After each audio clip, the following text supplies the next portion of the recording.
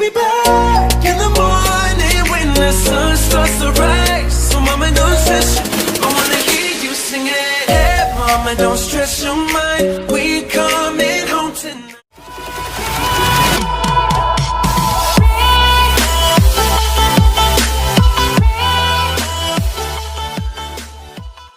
Baiklah, di sini kita akan masuk ke dalam pembahasan pertama, yaitu pengertian etika. Etika berasal dari kata etos yang artinya adat istiadat. Etika berkaitan dengan hidup yang baik, baik dari diri sendiri maupun dari masyarakat. Kemudian, etika versus moral. Teori etika, yaitu etika sebagai disiplin ilmu, sebagai kajian secara kritis adat istiadat, norma-norma, nilai-nilai perilaku manusia yang dianggap baik ataupun buruk. Sedangkan moralitas berasal dari kata Latin yang artinya mos atau jamak, yaitu adat kebiasaan, sebagaimana yang secara harfiah, etika dan moral ini sama-sama sebagai sistem nilai yang baik, sebagaimana telah diinstitusionalkan dalam adat kebiasaan. Selanjutnya, di sini kita akan masuk ke dalam pembahasan fungsi dan manfaat etika. Fungsi etika ada 3. Yang pertama yaitu sebagai orientasi yang kritis dalam menghadapi moralitas yang membingungkan. Maksudnya bagaimana? Ketika kita berorientasi dengan orang lain, maka pedoman kita adalah etika. Etika yang baik dapat menimbulkan orientasi yang kritis tanpa membingungkan. Kemudian yang kedua, yaitu etika menampilkan intelektual yang terampil. Bagaimana maksudnya? Contohnya dalam berargumen. Ketika kita berargumen atau berpendapat, kita pasti akan memikirkan bagaimana pendapat kita dapat diterima dengan orang lain secara rasional atau logika. Kemudian yang ketiga, yaitu orientasi etis. Orientasi etis ini berhubungan dengan pluralisme atau orientasi dengan kelompok-kelompok atau musyawarah tanpa menimbulkan konflik. Kemudian selanjutnya yaitu manfaat dari etika. Manfaat dari etika ini ada 5. Yang pertama yaitu menolong suatu pendirian, bagaimana dalam beragam suatu pandangan dan moral itu dapat diterima dengan baik. Kemudian yang kedua yaitu dapat membedakan mana yang dapat dirubah, mana yang tidak. Ketika kita memiliki pedoman suatu etika, maka kita dapat membedakan mana yang harus dirubah menjadi yang baik dan berubah menjadi mana yang buruk menjadi yang baik. Kemudian yang ketiga, yaitu dapat menyelesaikan masalah moralitas. Ketika kita menghadapi suatu masalah, kita harus memiliki etika yang baik untuk menghadapi suatu permasalahan tersebut tanpa menimbulkan konflik, yaitu dengan pedoman-pedoman etika yang baik tentunya. Kemudian yang selanjutnya, yaitu dapat menggunakan nalar sebagai pijak. Maksudnya bagaimana? Contoh, ketika kita mengambil suatu keputusan, kita pasti menggunakan nalar untuk suatu pedoman agar kita tidak salah dalam mengambil keputusan. Kemudian yang terakhir yaitu dapat menyelidiki masalah sampai ke akar-akarnya. Etika digunakan sebagai pemecah masalah ketika kita memiliki pikiran yang rasional yang baik, kemudian mengambil keputusan yang baik, maka masalah tersebut dapat kita selidiki sampai ke akar-akarnya. Kemudian pembahasan yang selanjutnya yaitu tentang pelanggaran etika. Setiap pelanggaran pasti memiliki sanksi. Jadi kita akan membahas tentang pelanggaran dan sanksinya. Pelanggaran etika yaitu ada 5. Yang pertama, kebutuhan individu. Jadi ketika seseorang melanggar sesuatu, pasti ada kebutuhan yang mendesak untuk dia melakukan sesuatu. Kemudian yang kedua, yaitu tidak adanya pedoman. Pedoman ini sangat penting, karena ketika kita melakukan sesuatu dan kita tidak memiliki pedoman, maka sesuatu hal itu akan bersifat melanggar. Kemudian yang ketiga, yaitu perilaku kebiasaan yang tidak dikoreksi. Contoh, ketika kita mengerjakan ujian dan kita sering menyontek, kemudian tidak ada teguran dari dosen ataupun guru, itu adalah kebiasaan yang buruk yang dapat melanggar sebuah etika. Kemudian selanjutnya yaitu tentang lingkungan yang tidak etis.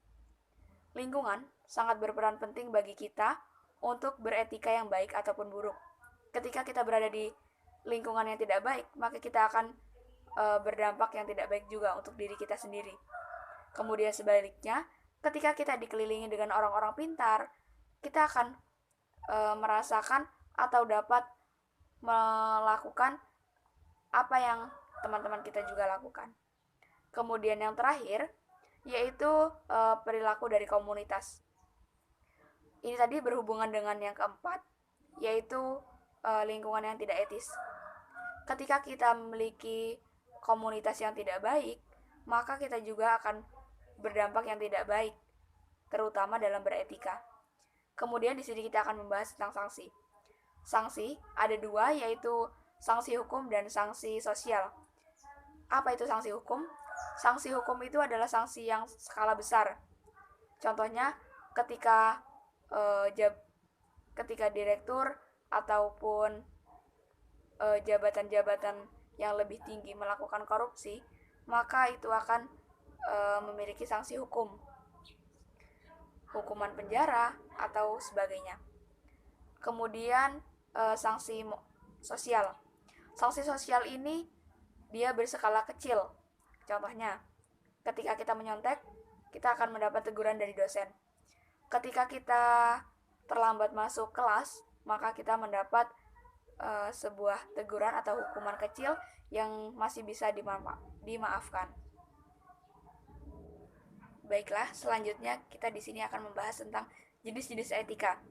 Jenis-jenis etika itu ada 3. Yang pertama adalah etika deskriptif, kedua etika normatif, serta yang ketiga yaitu etika mata etika. Kemudian di sini kita akan menjelaskan apa itu etika deskriptif. Etika deskriptif yaitu suatu etika yang menerawang secara kritis atau rasional suatu sikap dan perilaku manusia, dan apa yang ditujukan oleh manusia dapat bernilai. Kemudian yang kedua yaitu etika normatif, yaitu suatu etika yang berusaha menerapkan berbagai sikap dan perilaku manusia yang dapat bernilai. Kemudian yang terakhir yaitu etika mata etika, yaitu suatu etika di mana menekankan apa yang diberikan gagasannya, kemudian apa maknanya. Di sini maksudnya adalah kita menilai suatu perilaku orang tersebut dengan memaknai bagaimana dia berpendapat dan apa maknanya dari pendapat ia tersebut. Baiklah, selanjutnya di sini kita akan membahas tentang 4 kecerdasan yang dimiliki oleh manusia. Yang pertama yaitu EQ. EQ yaitu kecerdasan emosional, bagaimana cara kita menyikapi sesuatu, bagaimana kita menganalisa. Di sini sangat diperlukan karena kita diterima dengan baik atau tidaknya oleh lingkungan, yaitu bagaimana cara kita bersikap atau menghadapi orang lain. Kemudian yang kedua IQ atau kecerdasan intelektual, atau sering disebut juga dengan kecerdasan otak kiri, bagaimana cara kita bersikap atau memikirkan sesuatu sebelum bertindak. Kemudian kemudian selanjutnya itu SQ atau kecerdasan spiritual, yaitu berhubungan dengan keagamaan. Hal ini sangat berpengaruh sekali bagaimana cara kita bersikap dengan orang lain, bagaimana cara kita menghargai orang lain. Ini mencakup dari 4 kecerdasan lainnya, karena sesuatu hal yang berhubungan dengan agama ini sangat mencerminkan bagaimana cara kita bersikap. Kemudian selanjutnya yaitu Peki. Kecerdasan dari Peki sendiri ini yaitu kecerdasan bagaimana cara kita menjalankan suatu tubuh kita tanpa perintah dari tubuh kita sendiri. Maksudnya bagaimana? Contoh, tubuh kita tanpa perintah akan bernafas dengan sendirinya, kemudian peredaran darah lainnya akan terus berjalan, kemudian sistem vital kita juga tetap berjalan tanpa adanya perintah dari tubuh kita.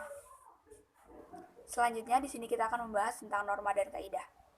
Norma atau kaidah yaitu petunjuk hidup bagaimana kita harus berbuat, bertingkah laku, bagaimana kita tidak harus berbuat atau tidak bertingkah laku.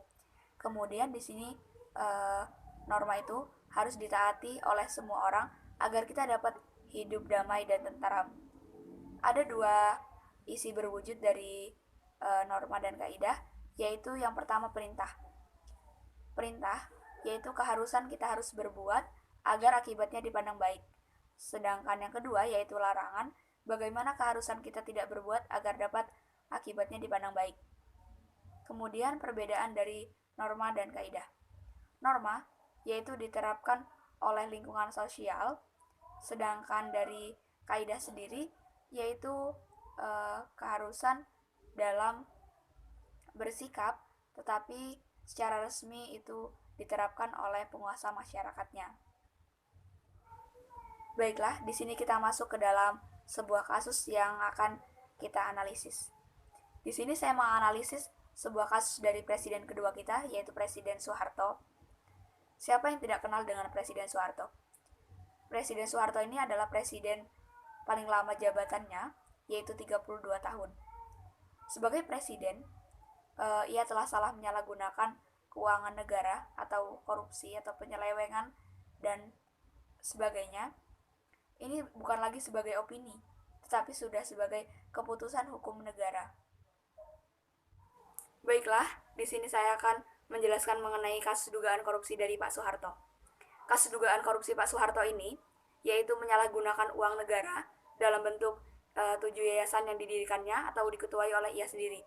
7 yayasan diantaranya yang pertama yaitu Dana Sejahtera Mandiri, di mana yayasan ini didirikan untuk membantu rakyat yang kurang mampu, sama seperti halnya Yayasan Bakti Sosial.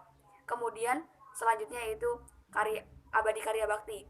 Yayasan ini didirikan untuk membantu masyarakat yang kurang mampu dalam segi bentuk makanan dan keperawatan. Selanjutnya yaitu Yayasan Muslim. Yayasan Muslim ini dibantu oleh bantuan presiden untuk mengelola sebuah proyek. Kemudian Yayasan Bergotong Royong serta Trikora. Yayasan ini didirikan untuk membantu anak yatim dari anggota TNI yang waktu itu melawan Irian Jaya. Kemudian yang terakhir yaitu Yayasan Super Smart. Yayasan ini didirikan untuk membantu pelajar atau mahasiswa yang kurang mampu untuk melanjutkan pendidikan yang selanjutnya. Baiklah, di sini saya akan memaparkan masa jabatan Pak Soeharto selama 32 tahun. Pada masa jabatannya ini, Pak Soeharto mengeluarkan Keputusan Presiden nomor 90 tahun 1995, di mana isi keputusannya ini adalah menghimbau kepada pengusaha untuk menyumbang 2% dari keuntungannya kepada Yayasan Mandiri. Dari hasil 7 penyidikan, 7 yayasan ini menghasilkan 2000 halaman, di mana isinya yaitu 134 saksi perkara dan 9 saksi ahli. Pada informasi Media Time Asia, Pak Soeharto ini telah mengkorup sebesar 15 miliar atau sebesar 150 triliun. Ini merupakan kerugian terbesar bagi dunia. Kemudian, Pak Soeharto ini mendapat predikat sebagai presiden paling korup pada masa sistem politik Orde Baru. Pada tahun 1966, koresponden Time menemukan indikasi bahwa 73 miliar mengalir pada keluarga Pak Soeharto dari hasil industri pertambangan, kayu, komoditas, serta perminyakan. Kemudian selanjutnya, Jaksa Agung juga menemukan rekening atas nama Pak Soeharto di 72 bank dalam negeri dengan deposito 24 miliar dengan luas tanah 400.000 hektar. Pada tanggal 3 Agustus tahun 2000, Pak Soeharto dinyatakan resmi sebagai tersangka penyalahgunaan yayasan sosial yang didirikannya dengan dinyatakan sebagai terdakwa. Baiklah, di sini saya akan menganalisis sebuah kasus dugaan korupsi Pak Soeharto. Dari 4 kecerdasan yang dimiliki oleh manusia, Pak Soeharto ini telah memiliki IQ yang baik. Karena dilihat dari ia mendirikan yayasan untuk membantu masyarakat serta mahasiswa atau pelajar yang kurang mampu untuk kesejahteraan rakyatnya. Kemudian, dilihat dari EQ. Kecerdasan emosional ini dilihat dari cara ia menyikapi ketika ia ditindaklanjuti mengenai masalah korupsinya. Ia hanya menyerahkan berkas untuk menunjukkan bahwa ia tidak melakukan tindak pidana korupsi tersebut. Kemudian dilihat dari kecerdasan fisik, Pak Soeharto ini memiliki kesehatan yang buruk. Karena ketika ia ingin ditindaklanjuti masalah korupsinya, ia selalu memiliki kesehatan yang buruk. Yang terakhir, yaitu kecerdasan spiritual. Pak Soeharto ini tidak memiliki kecerdasan spiritual yang baik. Karena ketika ia memiliki kecerdasan spiritual yang baik, atau di hal keagamaan, ia tidak akan menyalahgunakan dana yayasan sosialnya tersebut untuk kebutuhan individunya, yaitu untuk keluarganya. Jadi di sini Pak Soeharto tidak seutuhnya memiliki 4 kecerdasan yang dimiliki oleh manusia. Baiklah, di sini saya akan menganalisis mengenai pelanggaran etika yang dilakukan oleh Pak Soeharto. Pelanggaran etika yang pertama yaitu kebutuhan individu. Jelas bahwa dana yayasan sosial tersebut digunakannya untuk kebutuhan individu, yaitu untuk kebutuhan keluarganya. Kemudian yang kedua yaitu tidak adanya pedoman. Jika Pak Soeharto memiliki pedoman etika yang baik, maka dia tidak akan melakukan tindak pidana korupsi tersebut. Padahal, yayasan yang didirikannya ini sangat bagus manfaatnya. Tetapi, karena ia tidak memiliki pedoman yang baik, maka adanya penyalahgunaan dari dana tersebut. Selanjutnya yaitu mengenai norma dan kaidah. Tentunya Pak Soeharto tidak memiliki norma atau kaidah, karena dia telah melanggar hal yang sangat tidak wajar, yaitu melakukan tindak pidana korupsi dari dana yayasan yang didirikannya. Hal ini telah melanggar peraturan dari negara. Selanjutnya, jika tadi sudah kita bahas mengenai pelanggaran, saat ini adalah masuk ke dalam sanksi. Sanksi yang diberikan oleh Pak Soeharto ini adalah sanksi hukum. Kenapa? Karena hal korupsi adalah hal yang berskala besar, tentunya dapat merugikan pihak lain.